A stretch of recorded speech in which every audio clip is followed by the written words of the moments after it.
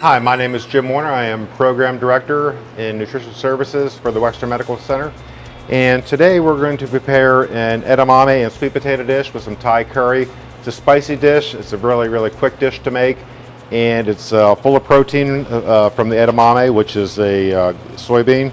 And we have some of the sweet potato here. And both of these items are frozen, so they're already partially cooked. Whenever they freeze items, they have to blanch them before they freeze them, because if they don't, if they try to thaw out, all the liquid will run out of them. So what we're going to do is saute both of these together, a little bit of olive oil, and we're going to add some orange juice, a teaspoon of some Thai curry, some fresh lime juice, and we're going to chop some cilantro and serve that over the top.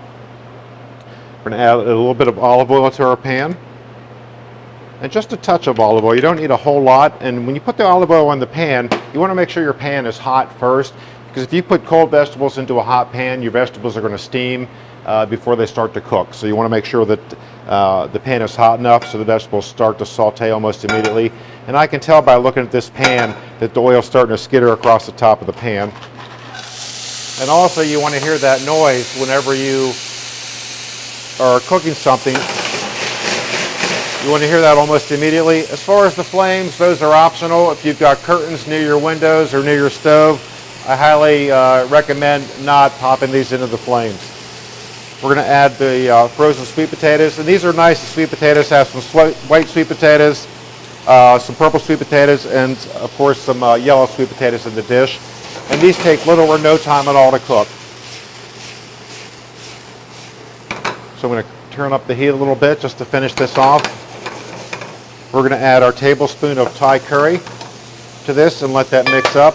We're going to add some orange juice to this.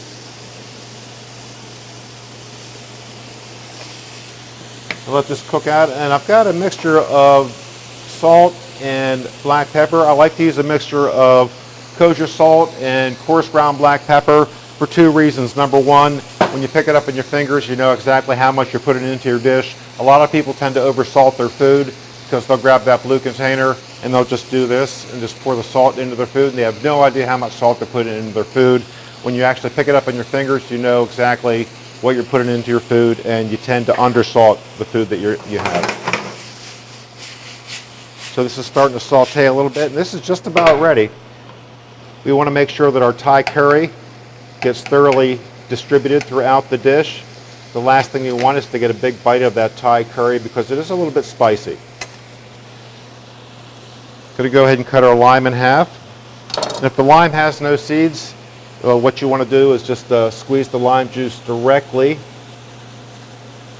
into this, and we're going to let the lime juice reduce a little bit to really strengthen the flavors of the lime juice.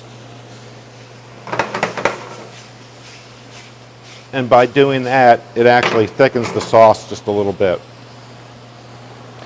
Before we finish this dish, we're going to take a little bit of fresh cilantro. And I love cilantro because it has that nice piquant sort of flavor to the end of your dish. And when you're using all of your fresh herbs, you want to put your fresh herbs in at the very last minute, because the fresh herbs, when you put them in the heat, it releases a lot of the natural oils in the herbs, and you get the flavor of the dish, or the flavor of the herbs, right away when you put them in the dish, and the heat releases the oils from the dish. So we have our plate. This is about ready to go. You can see that the juices have reduced, so we've got maximum amount of flavor in here. We're going to go ahead and put this into our bowl.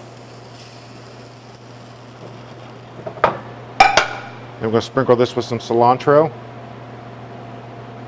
And if you wanted to, you could put some more lime juice on top of that, and you have a great dish. It took about 7 minutes to make, full of protein, very easy to make, and your family will love it.